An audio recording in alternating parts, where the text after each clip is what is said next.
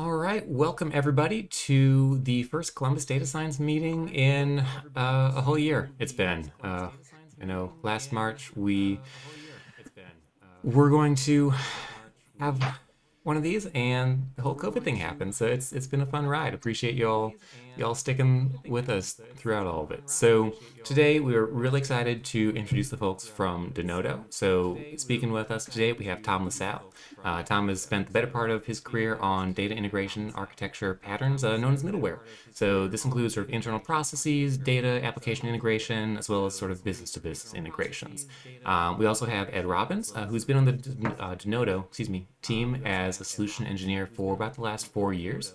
He has led and has been engaged with Fortune 100 companies to drive highly successful projects throughout the course of his career. And prior to joining Denodo, he was with Oracle for about 20 years with a focus on BI analytics, data integration, ETL, and data warehousing. Ed resides in Chicago, and Tom is here with us in Columbus, Ohio. So, with that, I will turn it over to Ed and Tom to kick us off. Thanks, Chris. Really appreciate it. By the way, go Bucks, OHIO. So I appreciate everybody joining us. We're going to spend a little bit of time with me presenting, talking about the data in data science. That'll take about 30 minutes or so, and then I'm going to turn it over to Ed, who is going to demonstrate the Denodo platform in the context of a data scientist. So hopefully this is going to be a very targeted and very focused conversation and message. So, I mean, I think everybody by now that's in the data science world knows that data has now become the world's most valuable resource. It's no longer oil. This was the cover of The Economist several years ago. And the reasons are very clear. As organizations look to transform their business models to compete against companies they've never had to compete against before. Let's use banks as an example, where 150, 200-year-old banks are now competing against born-in-the-cloud banks. We all watch commercials and we see these new entrants, and we see disintermediation in various industries going on. The world's largest hotel chain owns no hotel properties, right? Airbnb. The world's largest taxi company owns no vehicles, Uber. So models are being disrupted, all based on digital capabilities and the ability to leverage data both from a transactional, analytical, and predictive modeling point of view. So organizations that do not recognize and realize that transformation that's going on will not be in business down the road. And many, many companies, in the Fortune 500, Global 2000,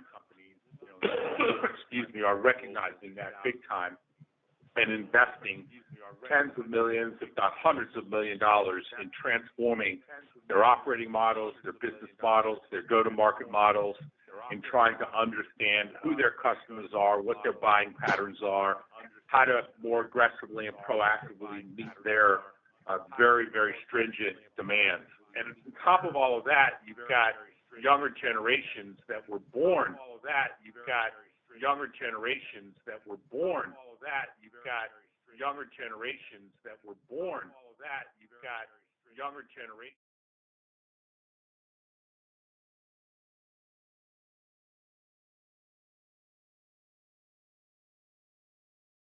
Way that creates new business models, new predictive modeling, and new ways to operate our business.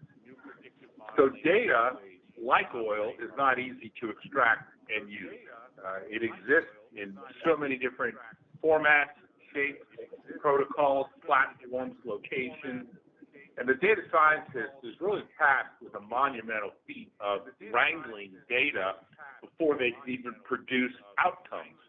What we're going to talk about today is how to significantly reduce the time needed to do that data wrangling and optimize your time to produce actual outcomes through advanced models, predictive dashboards, actionable outcomes. Historically, you're familiar with the Pareto rule, which I'm sure everybody is. It's the 80-20 rule. And historically, 80% of the time spent by a data scientist is on wrangling data and only 20% of the time producing outcomes. There is an opportunity to flip that Pareto rule, and that's what Denodo is out to do. So if we look at a method of data science, AI adoption, Forbes magazine did a survey just a couple of years ago regarding where companies are at in their stage of development. And the bottom line is nearly 3/4 are still in planning, experimental, or pilot phase. So there's still a lot of planning going on, a lot of optimization, a lot of figuring out how the stuff can really be leveraged to advance the business. In terms of this survey, what are the most significant challenges? A big percentage of it is the lack of data, scaling that data for enterprise functionality, and compliance and data ownership issues. So the point being that data wrangling, data management is still a huge challenge in the world of data science today. If we look at the adoption surveys, what sort of roles companies are planning to recruit or train over the next couple of years, we see that data architects are nearly half of the roles needed in new recruitment. So that's a significant chunk of what organizations need to do and looking to do. That's really good for everybody that's on this call. However, becoming productive and producing actual outcomes historically has been a challenge. What lessons from current efforts are being derived based on current and future initiatives? The active identification of data sources is over a third of the time being spent. So again, data behind data science is obviously a very critical path component to achieving success. The use cases are many. When you look at data science, machine learning across various industries in healthcare, improving outcomes by predictive modeling, in manufacturing, predictive maintenance, either on internal manufacturing facilities or products that are built. I'll use Pareto as an example, great customer of ours, leveraging us for predictive maintenance predictions. For banking, predicting late payments to proactively get out in front of customers and determining how we can optimize our cash flow. For insurance, preventing fraud, analyzing claims data and comparing that with other inputs to determine what looks appropriate, what doesn't look appropriate, and optimizing business outcomes based on preventing fraud before it even happens.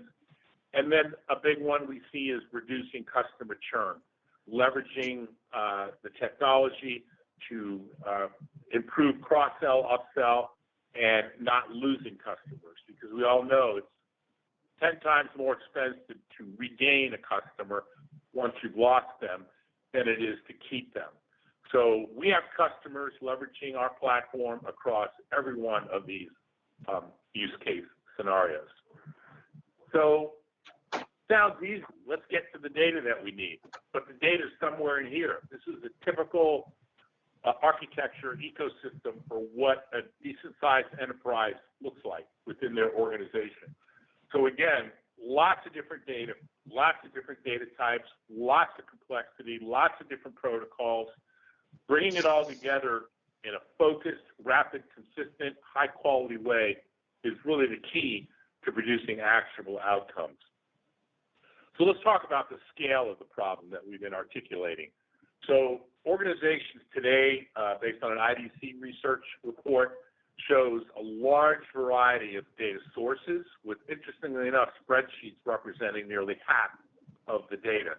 But you can read down the list and look at all the other different potential data sources that need to be brought together to produce outcomes, models, dashboards, analytics. What are some of the types of data being processed? Well, interestingly, it includes not only internal data, but external data, like IoT sensor data, social media feeds, spatial data for geospatial use case requirements, survey data from external feeds like SurveyMonkey and others, demographic information, actual transactional information, log data. Again, lots of different data types need to be feathered into the appropriate. The bottom line is the workers are using 4 to 7 different tools to perform all these different data activities, tools that are generally not integrated and creates just a lot of excess administrative and data wrangling work associated with the practice of data science. So let's talk about what a data science workflow looks like. Typical includes initial gathering the requirements of what are we trying to solve, identifying all the data useful, actually ingesting that data, cleansing it and making sure it's in a useful format, then finally analyzing it, then preparing it for your algorithms, executing those algorithms, and then visualizing the data and sharing it appropriately. The point being that 80% of the time, a data science workflow process is finding, preparing, or wrangling data versus actually producing actionable outcomes and thus visualizing the data. The goal here is to flip that Pareto and to give you much more time to actually produce those outcomes and to spend a lot less time in wrangling the data. So where does your time go? A large amount of it is a task not intrinsically related to data science. Data wrangling, simply finding where the data is, getting access to it, bureaucracy associated with that, understanding the different access methods. Is this a NoSQL source? Are we leveraging APIs? Is it JDBC? Is it an OData? Is it a flat file? Just all the different aspects. Is it a CSV? All the different aspects of dealing with data takes too much time for a data scientist in the current work streams. Transforming it into something that's simpler and easier to work with so that you can make sense of it. Combining data from original sources, from other alternate sources and formats, profiling it, cleansing it to eliminate inconsistencies. Again, too much time is spent in tasks not intrinsically related to data science. So several years ago, Gartner introduced this notion to solve this problem called the logical data warehouse, being talked about today as well as logical data fabrics, where over time you've developed a portfolio of application databases, different data stores, different application sources, and creating a logical layer on top of all that complexity to logically bring that data together to be consumed by data scientists, machine learning algorithms, statistical and predictive modeling, self-service analytics and dashboards for business, ad hoc queries, standard reporting, and operational reporting. Bringing it all together in a common semantic model, abstracting all the underlying complexities associated with all these different sources and data types. So the bottom line is, when designed properly, data virtualization will significantly reduce the amount of time needed to get to actionable outcomes. It will reduce data sprawl, and due to its benefits, is often the first step for a company that's evolving their traditional single source of the truth into a logical architecture. The benefits include extreme improvement in decision making and much shorter development cycles, 80+% decrease in time to market for any actionable outcomes produced by data scientists through our customers report. Having a virtual layer broadens the use of all the data assets that you have, including governance and security is a very important part of all of this, eliminating data swamps, and then lastly, doing it at an enterprise scale that allows performant processing of all the different data sources into a common semantic model, and then providing additional capabilities to cache, ingest, to persist data if and when needed. So again, looking at the data scientist workflow steps, a large part of it has to do with data wrangling before you even get to producing the actionable outcomes. So what are the key takeaways before we get to the demo? Our platform makes all kinds of data available easily and simply, and you'll see that from Ed's demo. It significantly shortens cycle time associated with data wrangling. avoids the need to write custom Python and R data prep scripts. Very easy to use within any data science notebook. We actually ship our product with Zeppelin. We are integrated with other data science workbooks like Data IQ and others. You can use our platform as well to share and collaborate results with other members of the team by leveraging our data catalog capability. So with that, I will turn the floor over to Ed. Okay. Do I have to do anything to share? Top middle where it says screen. Okay.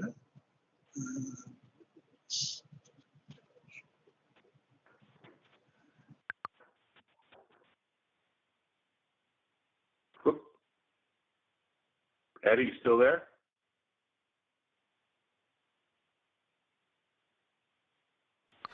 Did we lose Ed? Oh, there he's back. Alrighty. While we're waiting for Ed to rejoin, are there any questions or thoughts anybody wants to ask?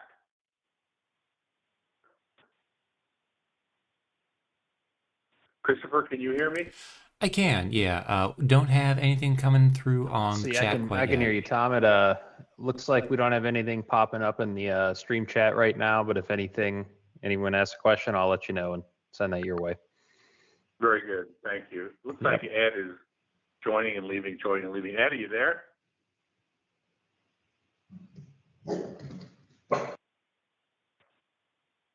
Give him a minute to get on here.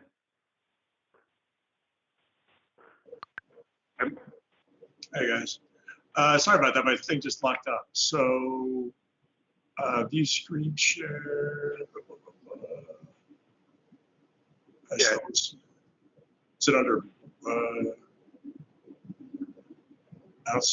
I apologize. I still don't see. I mean, I see the screen button, but it says view screen share, take over screen. Oh, take over screen share. Is that what I do? Should I do change screen share source, Chris? Sorry, if you want to go ahead and just stop your screen share, perfect. Then we can go ahead and that should free it up for you, Ed. Yeah. Okay. There we go. Okay. Sorry, Ed. No worries. I was thinking, kept looking for an option that wasn't there. Okay, I just have to. It crashed my browser, so I just got to bring this back up. Okay. All right, so I'm going to just start with a very short slide share. The slideshow, excuse me. Okay, so here's the, this is just kind of the generic, well, modified for data science, Denodo data architecture or Denodo physical architecture, logical architecture. Hey Ed, sorry to interrupt. We're getting the presenter view getting shared right now. Okay. I only have one screen going, so I'm not sure. Well, presentation view, lower right in the slide deck. Yeah, I was in presentation and just it's keeping. Never mind. There you go. Is that better? Still getting the presenter view. So can I change? Okay, so I'm going to stop my screen and then start screen share. And I'm going to do that one. Okay. How's that? Perfect. There you go. All righty. All right. How many college degrees does it take to run PowerPoint? Okay, so so here is our slightly modified architecture slide for data science. So I know some of the folks on the phone or on the call are familiar with Denodo already, but for those that aren't, basically the Denodo server is represented by this red box here, and the various capabilities are all represented inside of here. So just a quick overview. The key, one of the, one of the key capabilities of the Denodo virtualization engine is this query optimizer. So in addition to the security and governance capabilities that you get by having this single access to all of your data, we also do an excellent job of optimizing all of the individual gets to those backend sources.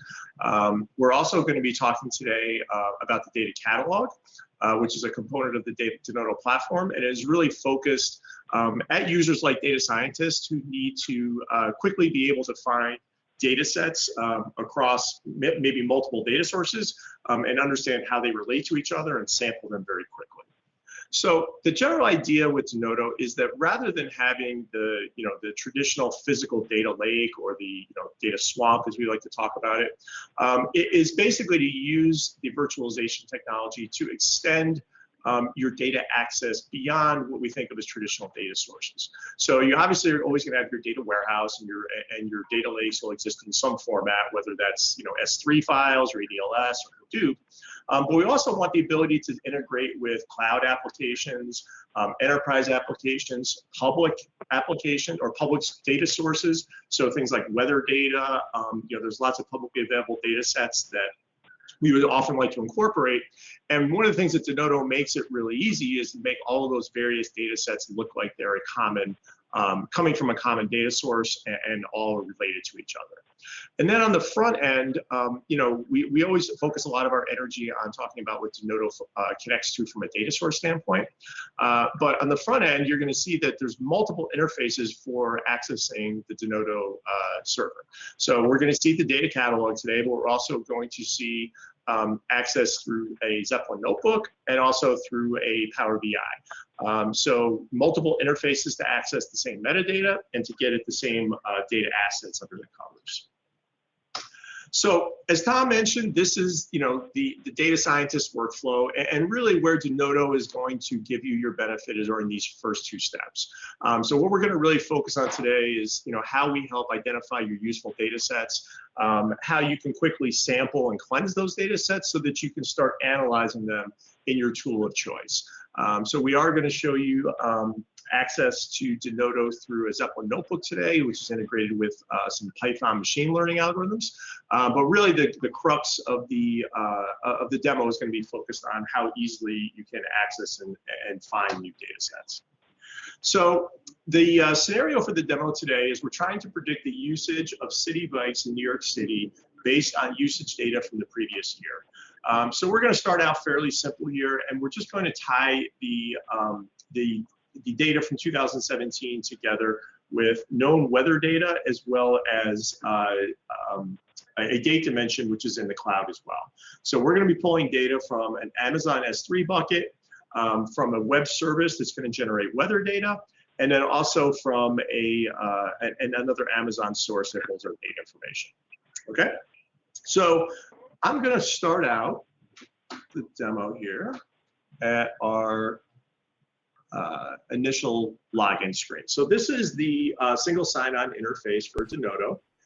Hey Ed, sorry to interrupt I need again. to change it. Yep. We're just How's getting that? there we go. Okay. So this is the single sign-on homepage for Denodo.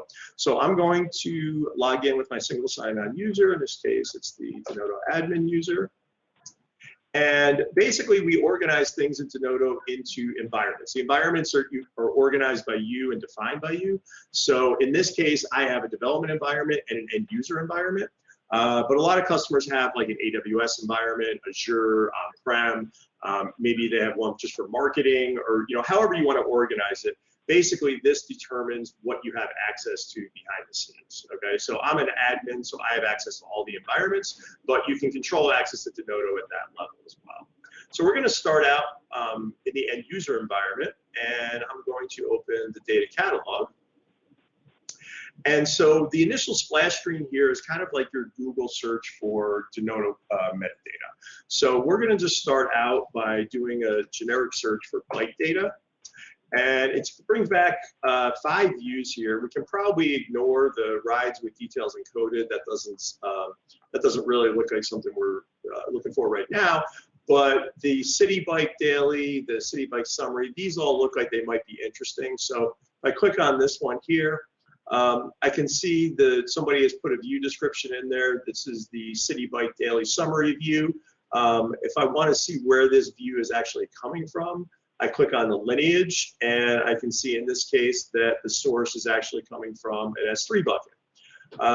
So then if I go back, I can take a look at the daily rides with details. I can take a look at a view that looks like somebody has already joined together, and I can take a quick sample of it if I'd like.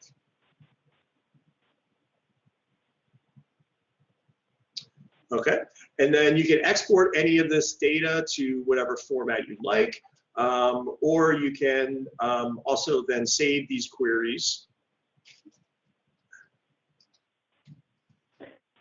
that you can then go ahead and share with other folks. Okay, now if I go back, one thing I did want to show you in here is, let's see.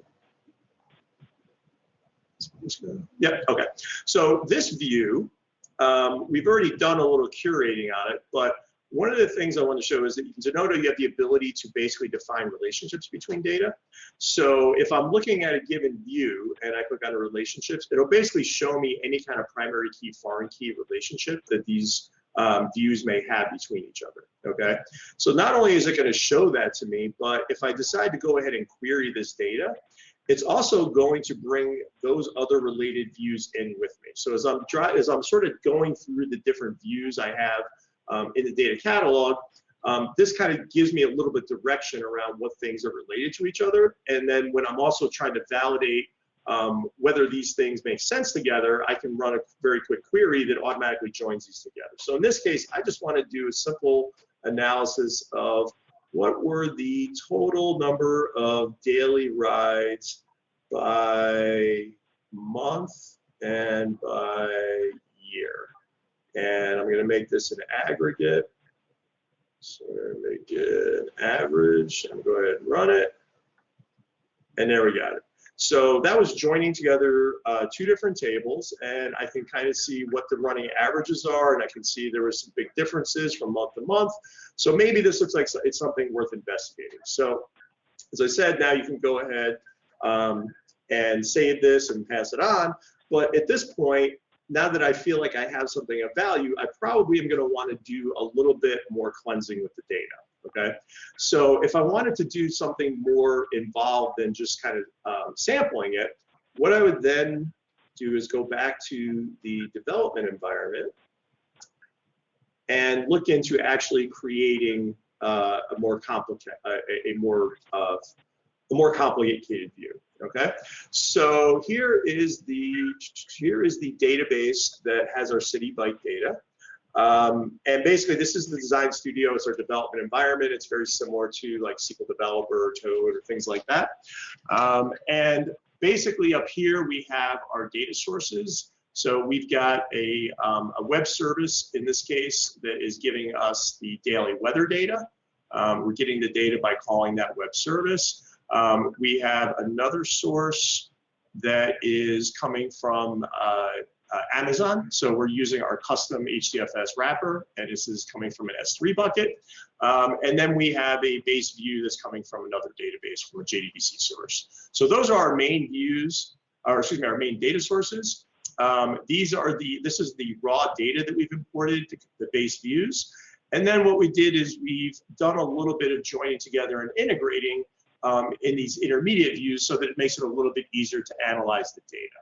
Okay, so the main thing we did here is, if I take a look at rides with details, this is basically joining together our history, our weather history, our date, and our daily, our city bike daily usage. Okay, so we're joining together the three different data sources so that we can do a little bit more in-depth analysis. Okay, so I'm going to jump over now to the Zeppelin interface and show you what it would look like in there. Okay, so I've got this data science notebook already created, And at the top here, I have my Denodo queries, okay? So once I've built the rides with details view, which I just showed you, I'm gonna come in here and do some sampling of it to see if there's some things that look like they're of interest. So first thing is I'm looking at, was there a big difference in the number of trips on a weekend versus a weekday? You can see it wasn't really that much of a difference. But if I take a look at, say, the holiday versus a non-holiday, it looks like it's a little bit more significant, okay? So this might be one of the attributes that I want to investigate when I'm building out my model, okay? And so I can do this for, number of columns until I find things that, are of the most interest to me, okay? Now, once I find the attributes that are of interest, then I need to do a little bit of transforming, right? So when I'm feeding in my machine learning algorithm, I don't want to pass it y and n to numbers like this. So I want to do a little bit of transforming. And so what I'm going to do is over here, rather this IV rides with details, I'm going to basically turn that into a transformed view that turns those columns into ones and zeros. So how am I going to do that? If I go to edit, output. So now, rather than is holiday being a y or an n, it's going to be an integer. And the way I did that is I basically just embedded a case statement. Okay. So the first step was finding all the attributes that I thought were value. I include these in the view that I'm going to use for my training. And I make sure that these are all integers, so that makes it easy to feed my model, okay? So now I have my view that has its rides with details encoded, and I'm gonna go back over to my Zeppelin notebook.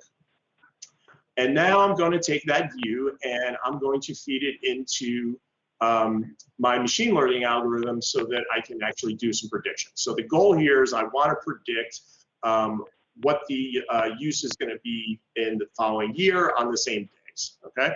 So I'm first going to load the data up, and you can see these are the queries that we're using to load into our model, or load into our algorithm here.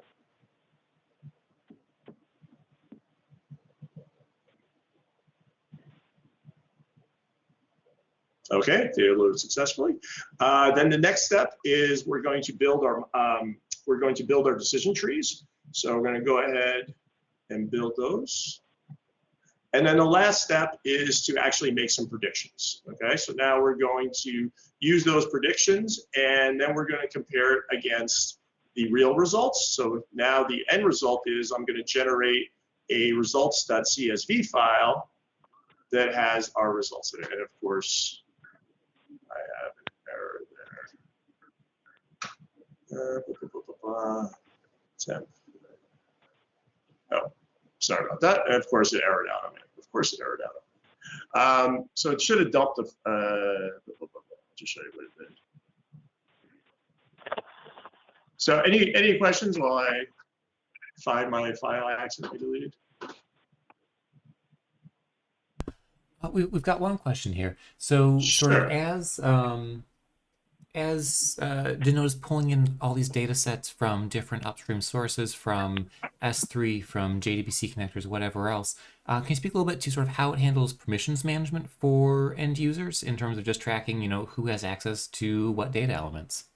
Sure. So yeah, that's a good question. So it really depends on what kind of data source we're talking about, right? So we'll just start with the S3. So right now, S3 is I believe we're going to be using IAM roles soon. Right now, you're either going to be using like a secret key or an authorization key. So typically what people do with things like S3 is they connect to it with a service account.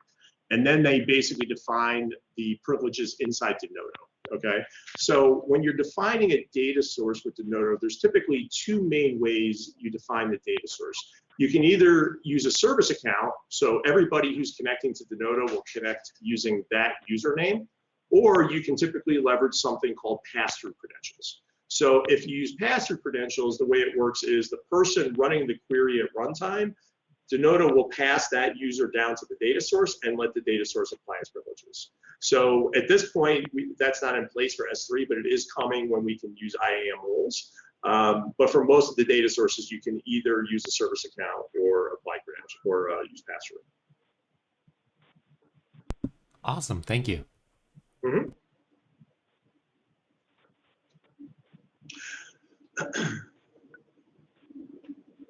So one of the other things that about building your models into Denodo or Hey, are you sharing your screen? I am now. Oops. One of the nice things about building your data models into Denodo as well is that as you're building it, by default, you're always going to have the lineage in place, right? So as you're building the view, the lineage is basically just an inherent part of it because under the covers, we're using SQL for our language, right? So, lineage and impact analysis and things like that, those are never like bolt-on things. Those are always kind of implicit parts of the model itself.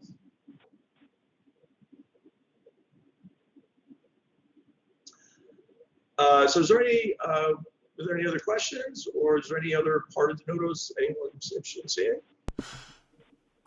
Yeah, so sort of building on the lineage piece, just because I think that's always super important for data scientists in terms of like Mm-hmm. tracking when there are changes to those upstream data sources.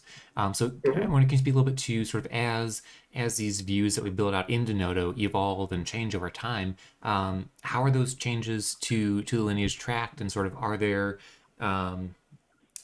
any alerts that I as a data scientist could view to be like, oh hey, this input feature might be defined differently than last time I trained my model. I should make sure that it still sort of makes sense within the context of whatever I'm modeling. Sure. Yeah. So I'm glad you asked that.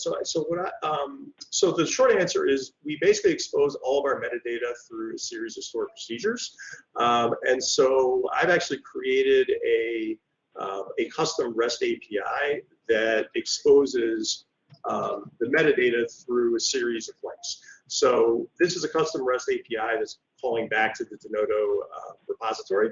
So the way this kind of works is if you can start out like at a Denodo database level. So I can start out and say, I want to look at this database, and within that database, I want to look at all these data sources.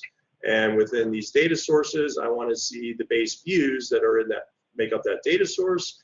And then for the base views, I can track it all the way back to what's the source table, okay? So, and then going the other way, so that's kind of going from, a data source down to, what are the underlying tables and views. The other way of going at it is you can also look at it from the derived view angle. So typically when you're looking at the derived views, what you're most interested in are the dependencies, right? So here, if I look for a campaign management, if I click on the view dependencies, it shows me all of the base views and data sources that this thing is dependent on, as well as the order of that and any of the joins as well.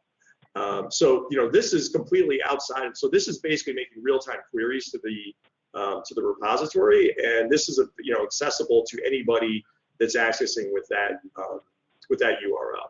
And what's really nice about it is that this is actually leveraging the pass-through security.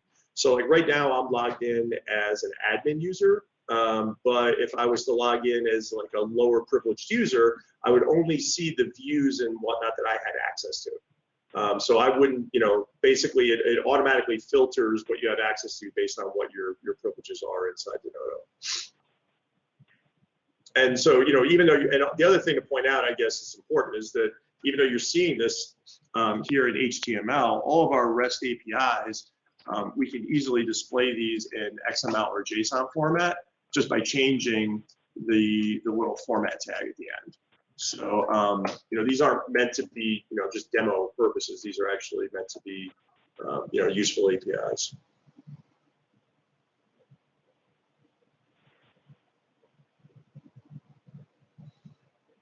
Yeah, so I mean, to your point, if you're going about using a view, I mean, I would, start with the dependencies, but you can even get down to the individual column dependencies if you want, right? So I mean, if you're just looking at a single column from a view, you can get all the way down to the individual column dependencies. No, that's great. Thank you for walking us through that. I know that's Mm-hmm. always like one of the big fears is like, oh my gosh, is my data going to change? Sort of Right. ripping the floor out from under And, me. and just for just as a visual reference, I guess, basically this is the same data that you're seeing here, right? So the view dependency link that I showed you, that shows basically this tree view. But if you're looking at the column dependency, then you're going to see this. So in the tool, if you want to drill into the column dependency, this is always there as well, where you can actually just, iteratively go through and see exactly where all the data sets are coming from.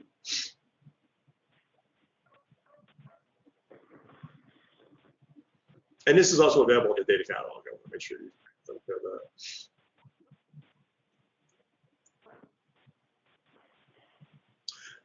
All right, well, if there's no other questions, I guess I'll give you guys back some time on a Wednesday. Okay. Oh, sorry. We do have one more that just came in. Sure. If you don't mind. Sure. So, yeah. And I love this one. I think it's huge important. So, sort of one of the big challenges in data science that we see a lot of times is sort of shareability of features and data sets across models, across teams, if you're in a larger organization.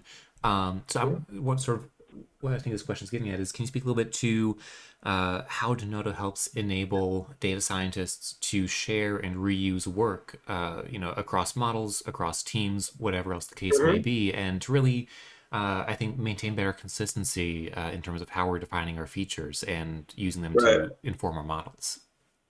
Sure. So I'll just show you a quick and dirty example. So let's say I'm in Python, and this is just a regular old select statement. But let's say whatever I'm looking at, TS as is particularly interesting, and I want to make sure that it's saved as a view. Okay. So instead of just doing a select statement, I write create view temp TS as, and then the select statement. So now if I go back into our repository, there it is.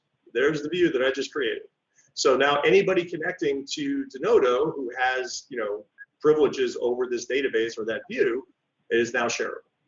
And so, not just the creation. I mean, you can add the description in there. You can define what folder it goes in. You can even, because at the end of the day, Denodo is going to look and act to your users like it's a relational database.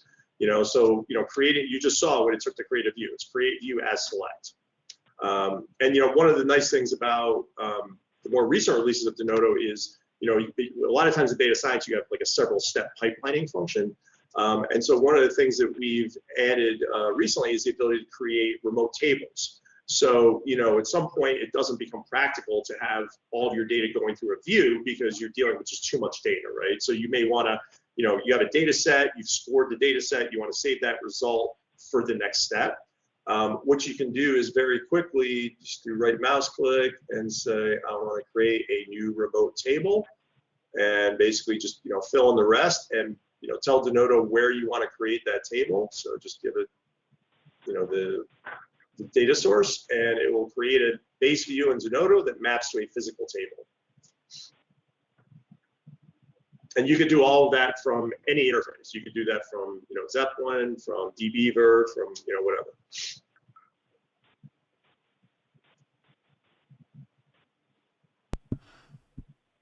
That's great. I know that's always been it's a problem for me more than once. I'll say that. I'm sure many others have as well.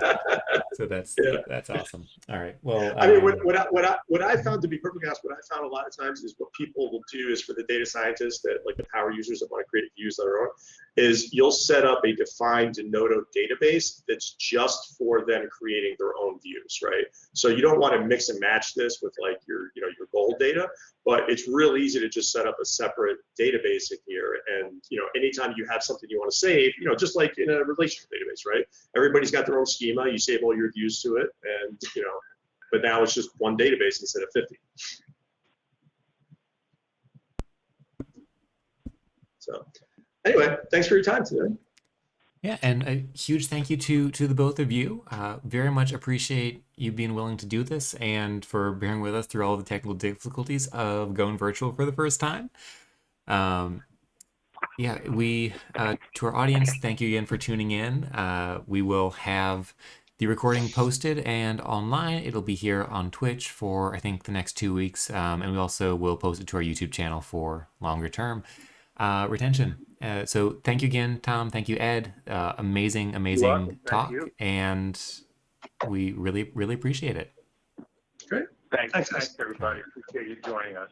Have a great evening. You too. Thank you both. Bye-bye.